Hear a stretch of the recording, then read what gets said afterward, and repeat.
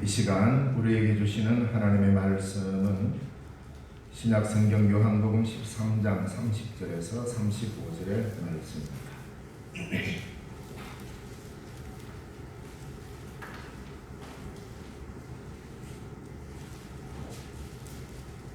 신약 성경 요한복음 13장 30절에서 35절 말씀, 신약 성경 171쪽에 있습니다.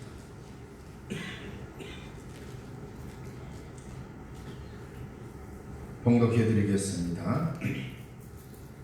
유다가 그 조각을 받고 곧 나가니 밤이르라. 그가 나간 후에 예수께서 이르시되 지금 인자가 영광을 받았고 하나님도 인자로 말미암아 영광을 받으셨도다. 만일 하나님이 그로 말미암아 영광을 받으셨으면 하나님도 자기로 말미암아 그에게 영광을 주시리니 곧 주시리라. 작은 자들아, 내가 아직 잠시 너희와 함께 있겠노라. 너희가 나를 찾을 것이나 일찍이 내가 유대인들에게 너희는 내가 가는 곳에 올 수 없다고 말한 것과 같이 지금 너희에게도 이르노라. 새 계명을 너희에게 주노니 서로 사랑하라. 내가 너희를 사랑한 것 같이 너희도 서로 사랑하라. 너희가 서로 사랑하면 이로써 모든 사람이 너희가 내 제자인 줄 알리라. 아멘.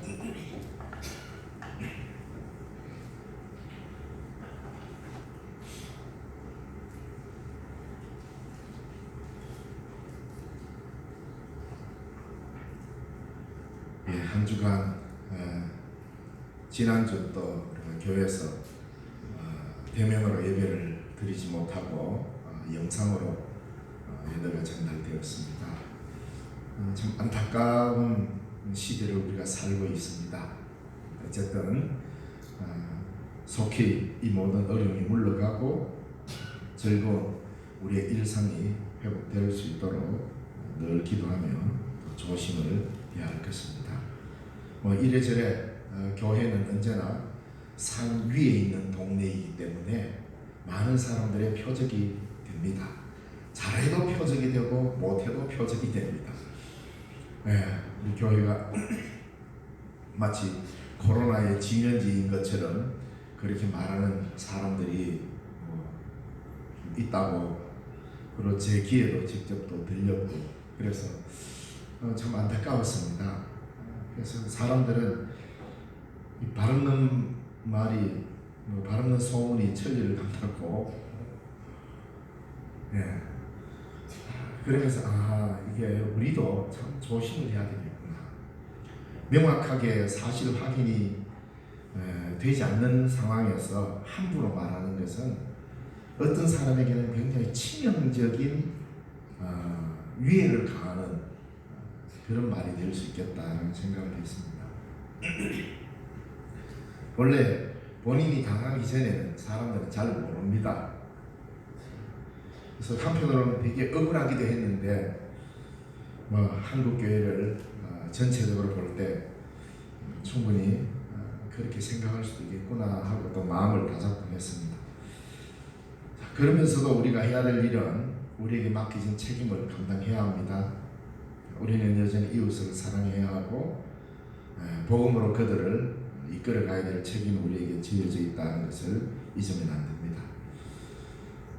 율법에, 구약 성경에 보면 많은 율법적 조항들이 나옵니다. 근데 이러한 율법의 조항을 알지 못해서 나도 모르는 사이에 범법자가 되어버리는 이런 경우가 참 많습니다. 그러니까 구약 시대뿐만 아니라 예수님 시대 때에 사실 바리새인들은 구약 시대 때는 없었습니다. 없다가 예수님 오시기 한 400년 전 신약과 구약의 이 중간 시대 때에 생겨난 믿음의 그룹들인데, 율법을 이들만이 특별하게 자신들만이 지킬 수 있는 것을 해석해서 일반인들과 구별된 자라는 뜻에서 바리새인이라 불러라. 그들은 자칭 바리새인이라고 불렀습니다. 그런데 이들이 제시하는 율법의 여러 조항들이 참 많았는데 이 율법의 조항들을 제시해놓고 이걸 지키라고 하니까 그 조항대로 다 지키지 못하는 사람이 참 많았습니다. 대표적으로 유목민인 이스라엘, 그들이 양을 치는 목동이나 이런 사람들은 안식일을 지키기가 때로는 어려웠습니다. 그래서 양을 치는 목동이나 세리들, 때로는 배옥에서 밀려난 여성들과 이방인들, 이들은 율법과 상관없이 그래 살다 보니 이 바리새인들이 정해놓은 규정에 따르면 언제나 이들은 죄인이었습니다. 그리고 특히 배울 수 없었던 여성들은 율법의 조항을 누가 말해줘야만이 알 수 있는 이런 상황이었단 말입니다. 그래서 바리새인들과 서기관들, 이런 사람들의 판단하에 수많은 죄인들이 생겨나기 시작했습니다.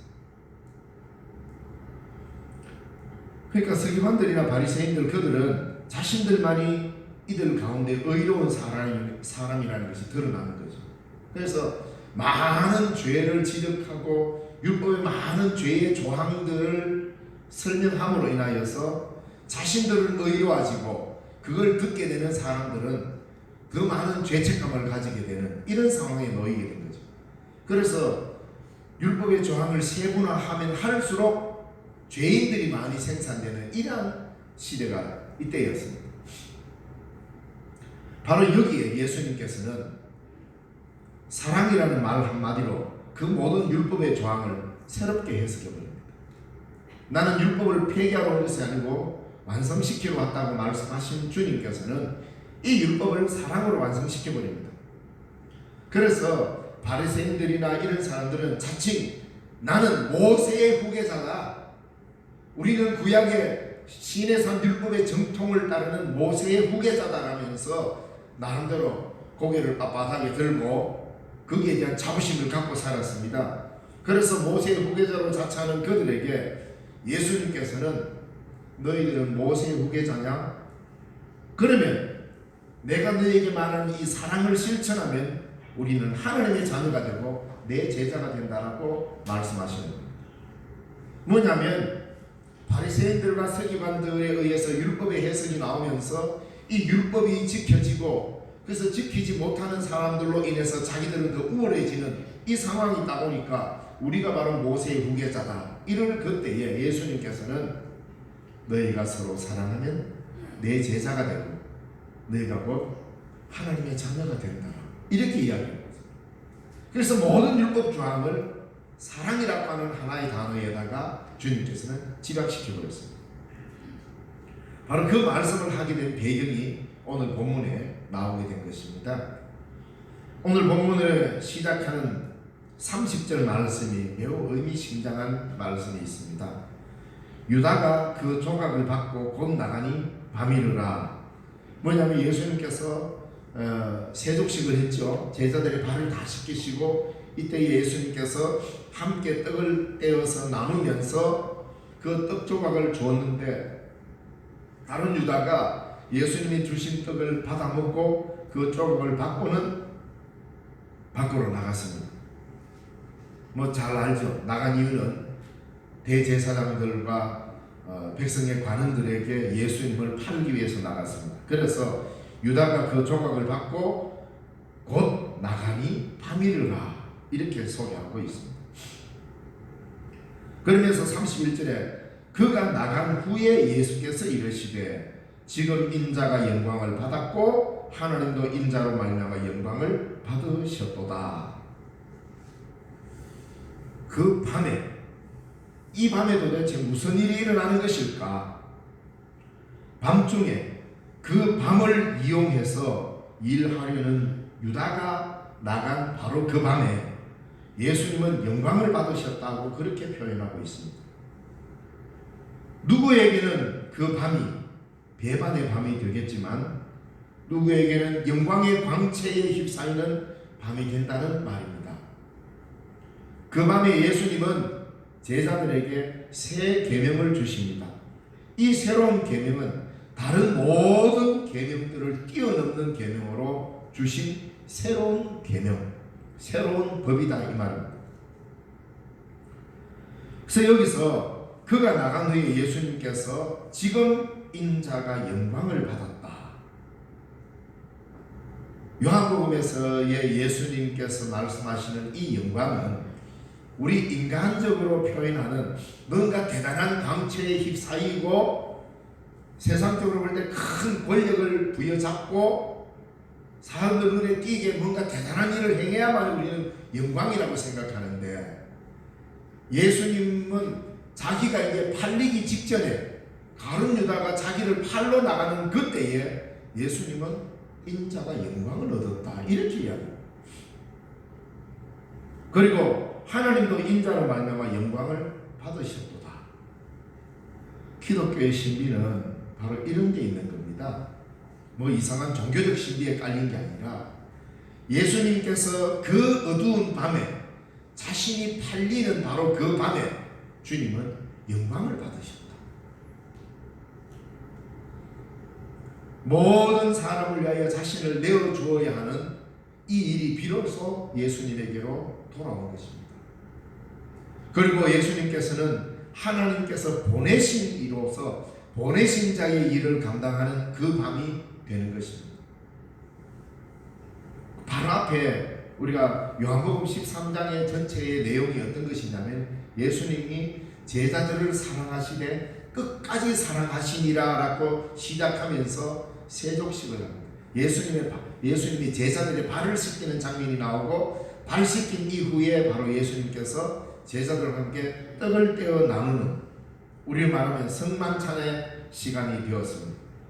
그래서 떡 한 조각을 적셔서 예수님은 제자들에게 다 주시는데, 가룟 유다에게 그 떡을 줬을 때에 그 떡을 받았습니다. 가룟 유다가. 그리고 그 조각을 받아 먹고는 유다는 나갔습니다. 그러니까 그가 곧 나가니 밤이르라. 바로 그 어두운 밤에 일을 하는 그 밤에 일을 하기 위해서 나간 유다가 나간 이후에 예수님께서는 이제야 비로소 내가 영광을 얻었다. 사실 인간적으로는 이해가 안 되는, 도무지 깨달을 수가 없는 말씀을 하신 거죠. 예수님께서 어둠에 팔리는 이 시간을 인자는 영광을 얻었다. 오히려 그 깜깜한 밤에 하나님의 영광이 드러났다.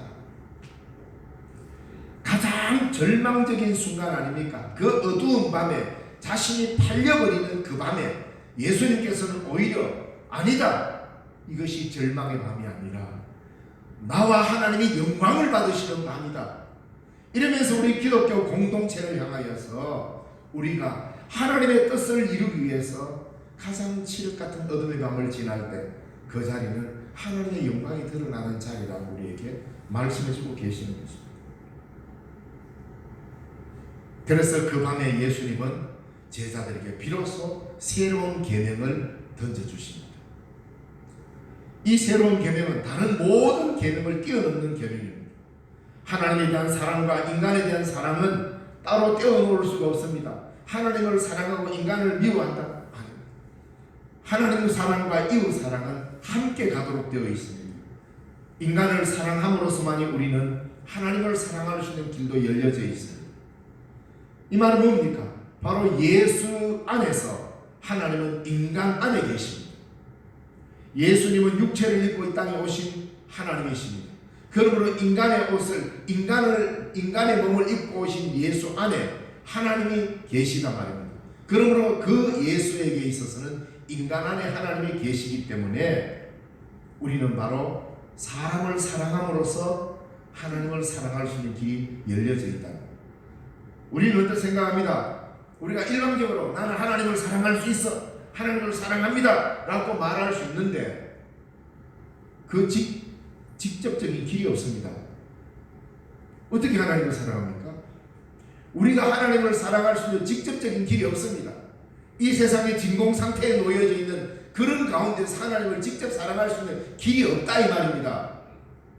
그런데 많은 사람들은 착각합니다. 내가 직접적으로 하나님을 사랑할 수 있다고. 예수님은 그렇게 말씀하시지 않았습니다.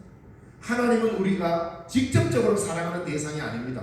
그렇게 할 수가 없습니다. 감히 인간인 주제에 하나님을 직접적으로 사랑할 수 있는 길이 없습니다. 반드시 중보자를 통해서 사랑하도록 되어 있습니다. 그게 뭡니까? 인간의 몸을 입고 오신 예수 그리스도를 통하여서 우리는 하나님을 만나고 하나님을 사랑하게 되어 있습니다. 그런데 그것을 가장 구체적으로 행할 수 있는 자리가 어디냐? 바로 공동체입니다. 이웃을 내 몸과 같이 사랑함으로써만 우리는 하나님을 사랑한다는 증거를 내보일 수 있게 됩니다. 그래서 내 옆에 있는 한 사람 한 사람을 사랑하는 이 길로 통하여서 우리는 하나님의 사랑을 이야기할 수 있다 이 말입니다. 하나님의 사랑, 이웃 사랑을 떠나서 하나님 사랑을 이야기할 수 있습니까? 불가능합니다. 그거는 세상의 많은 종교들이 하는 일반적 종교적인 상황에서 이야기할 수 있지만 성경은 그렇게 말하지 않습니다. 그래서 우리는 인간을 사랑함으로써만이 우리는 하나님을 사랑할 수 있습니다. 나는 하나님은 뜨겁게 사랑하는데 인간은 사랑 안 해. 그건 하나님 사랑 안 하는 겁니다. 왜? 하나님은 직접 자신이 인간의 몸을 입고 이 땅에 오셨기 때문에 그 인간됨이 얼마나 고귀한 것입니까? 하나님이 인간으로 이 땅에 오셨습니다. 예수 그리스도를 통하여. 그래서 예수님은 오늘 이 본문에서도 너희가 서로 사랑하라고 말하는 겁니다. 예수님의 새로운 계명은 공동체를 탄생시킵니다. 왜 그러냐면 그냥 우리끼리 마음에 드는 사람 야 모여봐라 으쌰으쌰해서 모였다. 그거는 일반적인 개나 그냥 뭐 조직일 뿐입니다. 그런데 교회 공동체는 이 사랑의 개념으로 모였단 말입니다. 왜 새로운 공동체를 탄생시킵니까? 내가 너를 사랑함으로써 너와 내가 하나가 되든 우리가 서로 사랑함으로써 우리 서로가 하나 되는 이 공동체를 이룬다 이 말입니다. 그래서 공동체는 사랑이 전제 조건입니다. 그런데 많은 경우 모이기는 모였는데 사랑이 전제가 안 되면 그럼 공동체가 아닙니다. 그럼 패거리죠. 성경은 우리로 하여금 패거리로 모이라고 한 게 아니라 사랑을 전제로 하는 공동체로 모이라고. 그래서 예수님의 이 계명, 예수님의 새로운 계명을 우리에게 주신 것은 공동체로 살아가도록 불렀다는 겁니다. 그 공동체는 온갖 모양의 억압과 죽임 앞에서 인간의 존엄성과 자유를 지키며 살아가는 새로운 길, 즉 서로 사랑하는 공동체를 낳습니다. 성경에서 말하는 이 아름다운 공동체는 하나님의 사랑이 전제가 되어 있습니다. 근데 이 공동체는 처음부터 대단한 어떤 각오와 대단한 힘을 가지고 드러내 보일 만큼 막강한 권력을 쥐고 모인 이런 무리가 아닙니다. 예수님께서는 이 공동체를 뭐라고 표현했느냐 하면 33절에 이렇게 말합니다. 33절에 딱 시작하는 구절이 뭡니까? 작은 자들아.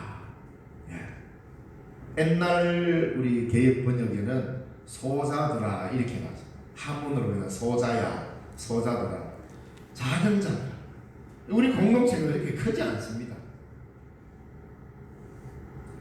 작은 자들아, 즉 새로운 계명을 실천할 때 이 작은 공동체가 태어나고 그 작은 공동체는 그 어떤 고난도 역경도 굳건히 이겨내 나갑니다. 그 힘은 바로 뭡니까? 서로 사랑이라는 겁니다. 서로 사랑이라는 이 계명이 실천될 때에 이 작은 공동체가 탄생하게 되고 이 작은 공동체의 그 막강한 힘은 서로 사랑이라는 힘으로 뭉쳐지기 때문이라 이 말입니다. 그런데 성경이 보면 이 하나님의 나라를 지칭할 때 항상 작은 것으로 이야기합니다.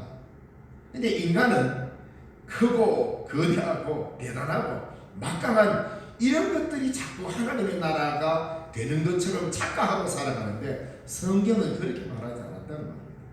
작은 자들아, 겨자씨 하나, 그러지 않습니까? 하나님의 나라를 표현할 때 항상 그렇게 이야기했습니다.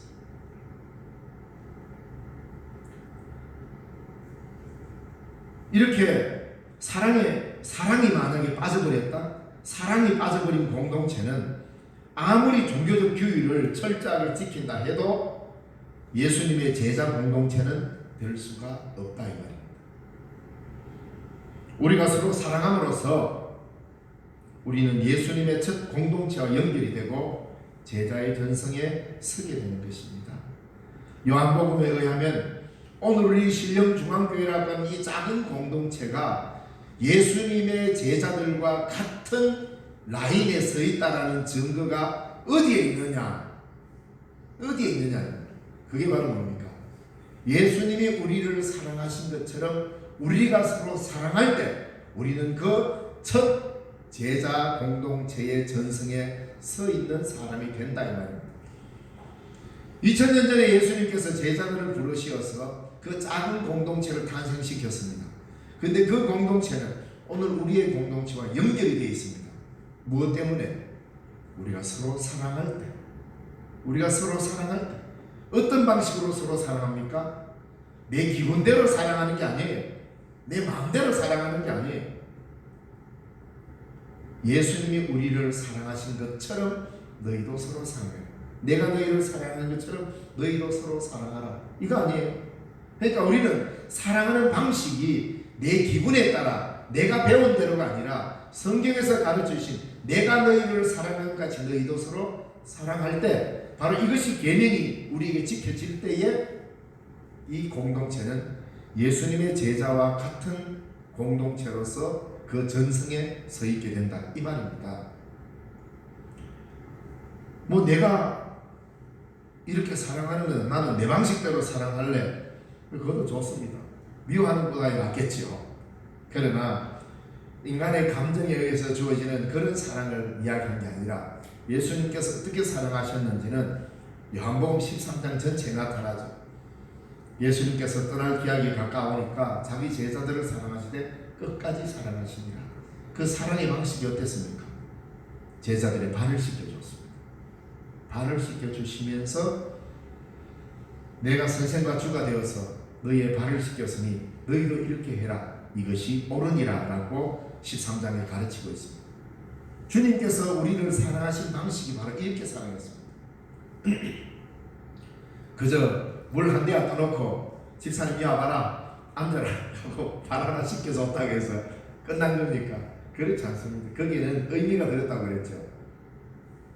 발을 씻긴다는 것은 매우 어떻게 보면은 대단한 결단을 하지 않으면 사실 하기 어려운 겁니다. 그게 뭡니까? 내가 너희들을 끝까지 사랑한다라는 증거로 발을 씻겼잖아요. 이 발을 씻긴다는 게 바로 그런 의미입니다.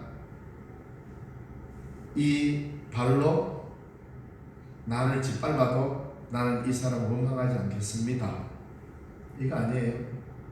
이게 세속식 의미입니다. 그저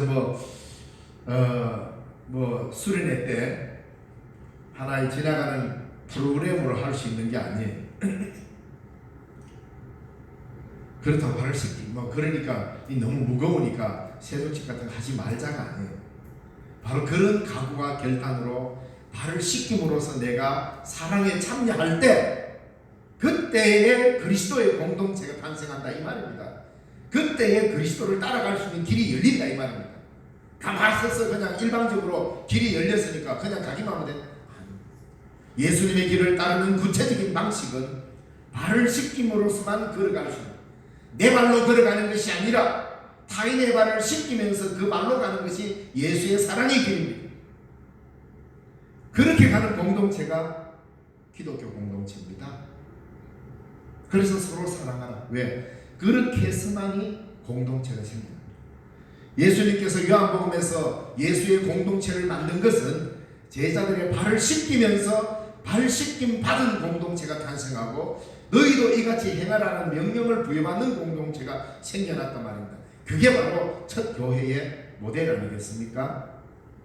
그래서 예수님은 큰 공동체, 우람한 공동체를 말씀하시지 않고 작은 자들아 라고 말씀하셨던 것입니다. 그러므로 그 사랑이 빠진 공동체는 하나의 종교적인 모임일 뿐입니다. 그래서 우리가 서로 사랑함으로써 우리는 예수님의 첫 공동체와 연결되고 제자의 전승에 굳건히 서갈 수 있다. 그렇기 때문에 우리가 남들이 배운 만큼 많이 배워야 예수의 제자가 되는 게 아니란 말입니다. 그래서 예수님은 우리에게 신비하고 깊은 영적인 단계를 올라가야 되는 이런 단계를 설명하지 않았습니다. 누구라도 실천할 수 있는 아주 간단한 것, 내가 너희를 사랑하는 같이 너희도 서로 사랑하라. 이 한마디로 모든 성경의 가르침을 지각시켜버렸습니다. 자, 혼자 예수님이 주신 사랑의 떡을 받아 먹고 그 떡을 던지며 그 밤에 문을 나선 이 가룟 유다, 이 배반자는 작은 자가 아닙니다. 놀랍지 않습니까? 자, 12명이 모여 있는데 11명이 큽니까? 나간 한 사람이 큽니까? 11명이 크지요, 우리 눈에 볼 때는. 그런데 예수님은 이 나간 배반자 가룟 유다를 큰 자라고 작은 자라고 부르지 않았습니다. 여기 남아있는 예수님의 제자들을 향하여서 소자들아 라고 불렀습니다. 왜 그런지 아십니까? 그 밤에 홀로 어둠을 향하여 나아간 이 배반자는 작은 자가 아닙니다. 왜 그렇습니까? 그는 큰 자들과 결탁하기 위해서 나갔기 때문입니다. 그는 작은 공동체에 남기를 거부하고 거대한 세력들과 결탁하러 나갔기 때문에 그는 소자가 될 수 없습니다. 그는 사랑으로 연결되는 공동체가 아니라 그는 막강한 세력으로 연결되는 무리에게로 자기 몸을 맡기로 간 것입니다. 이게 세상의 방식 아닙니까? 우리는 손익을 따집니다. 아하, 이쯤에서 더 이상 같이 가기 힘들구만. 이쯤에서 이 예수를 떠나야 되겠구나. 이쯤에서 이 예수를 팔아야 되겠구나. 뭐 지금까지 한 3년간 따라와 봤는데 예루살렘에 따보니까 별 볼 일 없네. 예수님은 예루살렘에 오면서 비로소 자신의 영광을 드러내고 하나님의 영광을 드러냈다고 팔리면서 이렇게 이야기하는데, 가룟 유다는 거꾸로 생각합니다. 갈릴리에서 한 걸 하는 것 같기만 해. 예루살렘에 오니까 영 아무것도 안 하고 계속 죽는다 소리만 하고 십자가 진다 소리만 하니까 이거 같이 갈 사람 아니네. 그래서 결국 예수님을 팔고 은삼십에 팔려고 그 당시에 최고의 권력기관인 대제사장과 바리새인들과 백성의 관원들에게 나가서 예수님을 팔아버립니다. 예수님이 팔린 그 집단은 그 당시에 이스라엘에서 가장 막강한 세력을 지닌 그룹입니다. 사내들인 공의회와 대제사장들, 그보다 높은 권력이 없습니다. 그들과 결탁으로 나갔기 때문에 혼자 나간 가룟 유다는 결코 작은 자가 될 수 없습니다. 하나님의 나라는 거대함으로 우리를 압도하지 않습니다. 하나님의 나라 천국은 막강한 세력으로 우리에게 위험스럽게 우리에게 다가오지 않습니다. 겨자씨 하나처럼, 경상도 말로 밥풀떼기 하나처럼 아주 작은 곳에 그 생명을 유지하면서 샘솟아나는 겁니다. 우리는 세상의 방식을 따릅니다. 좀 있어 보이고 거대하고 큰 것을 추구하면서 살아갑니다. 왜? 그게 있어 보이고 그게 맞는 것처럼. 우리도 언년 중에 그런 의식을 많이 가집니다. 누가 했느냐에 따라 좀 사회적으로 명망이 있고 덕망이 있는 사람이 무슨 말을 하면 그게 마치 진리인 것처럼 들리고, 아주 누가 뭐 시골에 한 구석에 있는 몇몇 사람이 이야기하면 그거는 쓸데없는 말로 들리고, 그런 경우가 있죠. 사실 확인도 하기 전에 그렇게 우리는 많이 판단을 합니다. 그래서 매우 조심해야 합니다. 예수님께서는 결코 하나님의 나라를 이야기할 때에 무리로 큰 세력으로 말하지 않고 한 사람 한 사람을 소중히 여기는 나라라고 하나님의 나라를 설명합니다. 자, 그러면서 35절에 비로소 예수님은 우리에게 오늘 이 본론의 말씀을 전해줍니다. 새 계명을 너희에게 준다. 서로 사랑하라. 내가 너희를 사랑한 것 같이 너희도 서로 사랑하라. 너희가 서로 사랑하면 세상 사람들이 그것을 보고 너희가 내 제자인 줄을 알게 될 것이다. 이렇게 이야기합니다. 작은 자들에게 있어서 가장 강력한 무기는 사랑의 힘뿐이라 이 말입니다. 오늘 우리 신령중앙교회가 이 지역과 오늘 우리 사회에서 드러낼 수 있는 가장 강력한 힘은 사랑뿐입니다. 교회의 힘은 사랑의 힘만으로 이 모든 것들을 일궈내야 합니다. 왜냐하면 예수님이 그렇게 가르쳐줬기 때문에. 옛말에 제자는 스승의 그림자라도 밟으면 안 된다라는 말이 있습니다. 이건 물론 스승에 대한 존경을 표시하라는 의미로 그렇게 했던 말일 것입니다. 그런데 우리 주님께서는 그의 제자의 배신으로 십자가에 자신을 내어주는 이 길로 걸어가게 됩니다. 제자가 스승을 따라가려면 반드시 스승의 가르침을 따라야 되지 않겠습니까? 그 가르침을 따르는 것만이 제자의 길을 걷는 것일 겁니다. 그런데 예수님께서 공생의 3년간 가르치신 것이 제자들에게 끊임없이 사랑을 가르쳤습니다. 사실은 어느 날 갑자기 내가 새 계명을 주노니 너희는 서로 사랑해라 이렇게 갑자기 한 말이 아닙니다. 그 모든 행동에, 그 모든 기적의 근거에 사랑을 근거로 하고 있다 이 말입니다. 예수님은 내가 하나님의 아들이니까 병자 한번 고쳐가지고 내 이름 한번 내볼까? 딱 때가 됐네. 그래서 병자 하나 불러다 놓고 그래서 안수해가지고 기적으로 환자를 고쳐가 봤지? 나 이런 사람이야. 이렇게 자신을 드러낸 적은 단 한 번도 없습니다. 모든 병 고침 그 너머에 뭐가 있었느냐?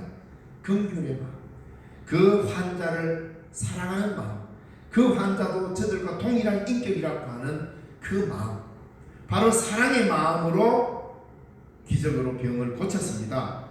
심지어 오병이의 놀라운 기적을 일으킬 때도 저 무리들이 굶주리고 있구나, 저들을 그냥 집으로 돌려보냈다가는 길 가다가 다 쓰러져 죽겠구나, 그 긍휼로 주님은 그들에게 먹이셨던 겁니다. 그러니까 말로 꼭 한다고 해서가 아니라 그 삶 자체가 우리 주님은 제자들에게 사랑 없으면 아무것도 할 수 없어, 이걸 가르쳐 오지 않았습니까? 오늘날 교회마다 많은 제자 훈련 프로그램을 한다고 합니다.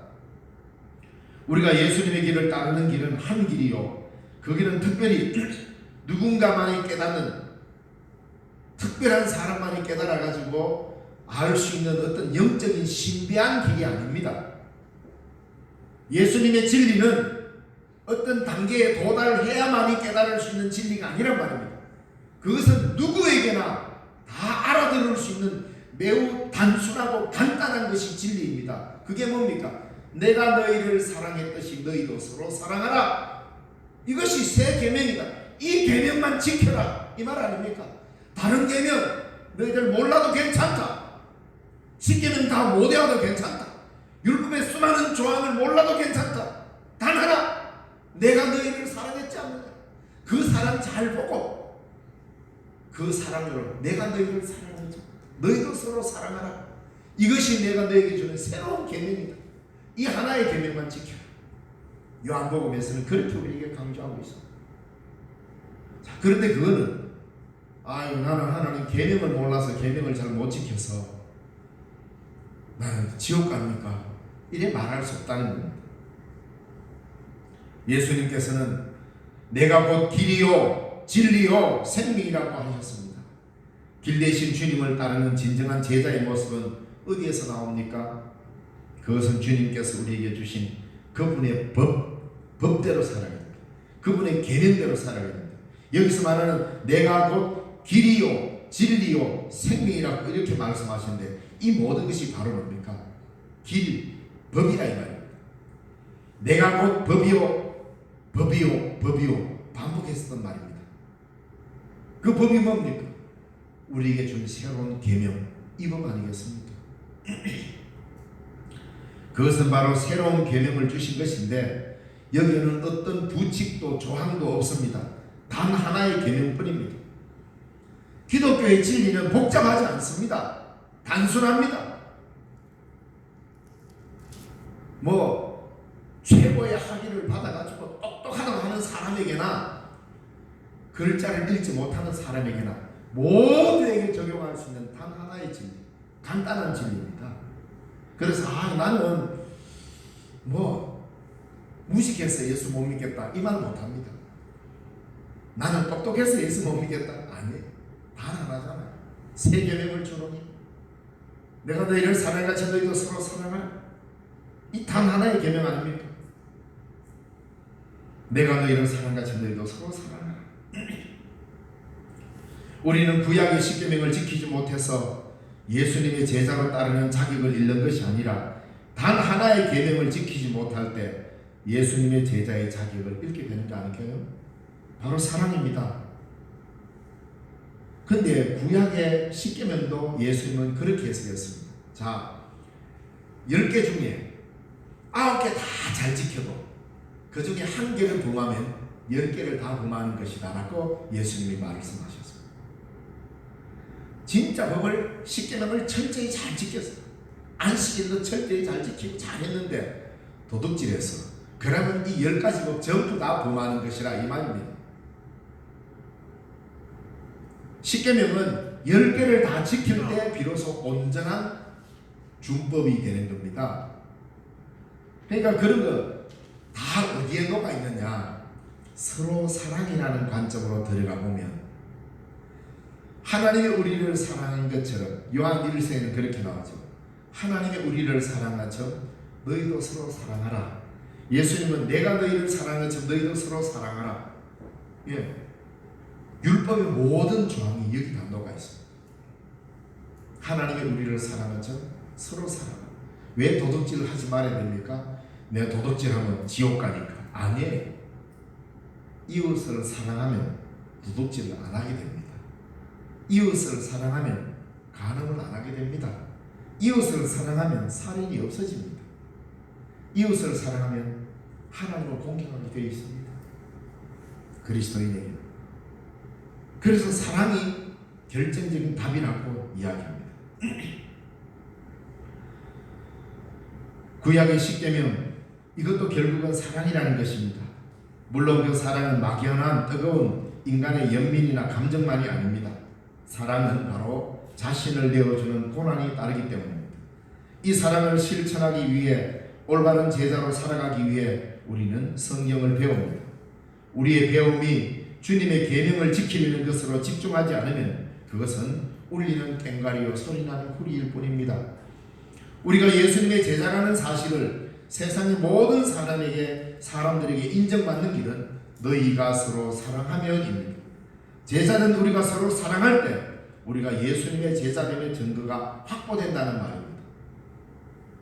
예수님의 제자로 모든 사람이 인정할 만한 확실한 근거는 사랑이라는 이 단어에 녹아 있다.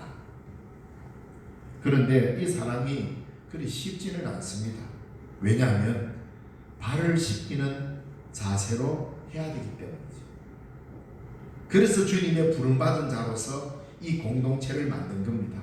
모든 사람이 이 사랑을 실천해야 하지만 먼저 우리로 통하여서 그 본보기로 세운 거죠. 그리고 그리스도인에게 있어서 가장 옳은 일은 서로 사랑하는 것입니다. 자, 요한복음 14장 15절에 예수님은 이렇게 말씀하십니다. 오늘 본문에서 좀 지났습니다만은 같은 요한복음 14장 15절에 보면 너희가 나를 사랑하면 나의 계명을 지키리라. 예수님을 사랑한다고 고백하는 우리는 반드시 예수님의 계명을 지켜야 합니다. 반대로 예수님의 사랑의 계명을 지키지 않으면 예수님을 사랑하지 않는 것이 되는 거죠. 예수님께서 이 세 계명을 우리에게 주셨습니다. 34절에 세 계명을 너희에게 주노니 서로 사랑하라. 내가 너희를 사랑한 같이 너희도 서로 사랑하라. 너희가 서로 사랑하면 이로써 모든 사람이 너희가 내 제자인 줄 알리라. 이 말씀을 토대로 해놓고는 우리에게 계속 예수님은 강조하고 있습니다. 어떻게 보면 1년 52주 내내 이 이야기만 해도 될 만큼 주님은 우리에게 이 사랑을 강조해 주셨습니다. 예수님께서 세 계명을 주님 사랑과 서로 사랑으로 연결시켜서 얼마나 강조하는지 성경에 보면 요한복음 안에서만도 이렇게 나타납니다. 우선 우리가 읽었던 13장 35절의 이 본문, 너희가 서로 사랑하면 이로써 모든 사람이 너희가 내 제자인 줄 알리라 그랬죠. 그리고 조금 전에 읽었던 요한복음 14장 15절에도 너희가 나를 사랑하면 나의 계명을 지키리라 그랬습니다. 그뿐입니까? 14장 21절에 나의 계명을 지키는 자라야 나를 사랑하는 자니 나를 사랑하는 자는 내 아버지께 사랑을 받을 것이요 나도 그를 사랑하여 그에게 나를 나타내리라. 예수님을 보고 싶습니까? 그러면 이웃을 철저히 사랑해 보십시오. 예수님을 만날 것입니다. 그뿐입니까? 15장 12절에도 이렇게 말씀하십니다. 내 계명은 곧 내가 너희를 사랑한 것 같이 너희도 서로 사랑하라 하는 이것입니다. 또 더 나아갑니다. 15장 17절에도 이렇게 말합니다. 내가 이것을 너희에게 명함은 너희로 서로 사랑하게 하려 함이라. 내가 너희에게 이 법을 명령한 것은 너희로 서로 사랑하게 하려 함이라. 예수님이 우리에게 주신 법은 서로 사랑하게 하기 위한 법만 주셨다 이 말입니다. 우리가 복음을 전하고 주님의 제자라는 것을 세상 모든 사람들이 알아볼 수 있는 길은 서로 사랑하는 것입니다. 하나님의 나라는 그 무엇보다도 사랑의 나라입니다. 어떤 나라? 대단한, 우리는 자꾸 이 세상에서 내가 가난하게 살았으니까 천국 가면 황금 보석 꾸민 집에 내가 살겠다. 그래서 이 땅에서 내가 가난하게 사는 건 한 풀이라도 하듯이 천당 가서 삐까뻔쩍한 집에 살겠다. 그런 종교심에 젖는 것을 그렇게 성경 강조하지 않습니다. 하나님의 나라는 어떤 나라입니까? 하나님이 통치하는 나라입니다. 하나님의 통치가 가장 완벽하게 이루어지는 나라는 어떤 나라입니까? 그분의 사랑 안에서 지배받는 나라입니다. 그러므로 하나님의 나라는 먹고 마시는 나라가 아니라 주님의 사랑이 온전히 지배되어서 우리가 그 사랑과 하나 되어버린 나라가 하나님의 나라입니다. 하나님의 나라 완성은 사랑으로 완성됩니다. 그래서 천국은 사랑인 것입니다. 그래서 예수님이 첫 제자 공동체를 불러놓고는 내가 너희를 사랑하지 너희가 서로 사랑하라. 왜? 서로 사랑하는 것은 이 세상을 사랑하는 하나님 나라 운동의 핵심이기 때문입니다. 오늘 우리 신령중앙교회는 그 무엇보다도 사랑의 교회가 되어야 하는 것입니다.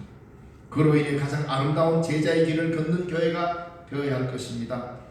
우리에게 새 계명으로 주신 서로 사랑의 계명이 즐거운 하나님의 나라 법으로 우리를 지배하게 해야 우리는 진정한 행복을 누릴 수가 있을 것입니다. 내가 이웃을 사랑할 수 있는 것은 예수님이 우리를 먼저 사랑해 주신 은혜이면서 동시에 우리가 따라가야 할 책임입니다. 그러므로 은혜와 책임은 분리될 수 없습니다. 주님의 사랑을 받은 그 은혜에 우리는 보답하는 책임으로 서로 사랑하면서 살아갈 때 이 하나님의 통치가 우리 가운데 본격적으로 임하게 되는 것입니다. 하나님이 우리 신령중앙교회를 지배하고 쫙 이끌어가는 것을 구체적으로 경험하고 싶다면 하나님이 나를 사랑하신 것처럼 내가 이웃을 사랑할 때 하나님의 놀라우신 통치를 경험하게 될 것이고 그 은혜 속에 살아가게 될 것입니다. 기도하겠습니다. 하나님 아버지 감사합니다. 오늘도 우리에게 귀한 주일을 허락하시고 주의 자녀들이 함께 모여 예배하며 주님의 그 사랑에 감사하며 함께 모였습니다. 오늘도 주의 말씀을 듣고 서로 사랑하며 하나님의 나라를 일구어 가는 책임 있는 자리에 저희들을 세우셨사오니 그 사명 감당하는 저희들 되게 하여 주시고 주님 오시는 그날까지 주의 길을 굳건히 걸어가는 저들이 되도록 축복하옵소서. 예수님 이름으로 기도드리옵나이다. 아멘.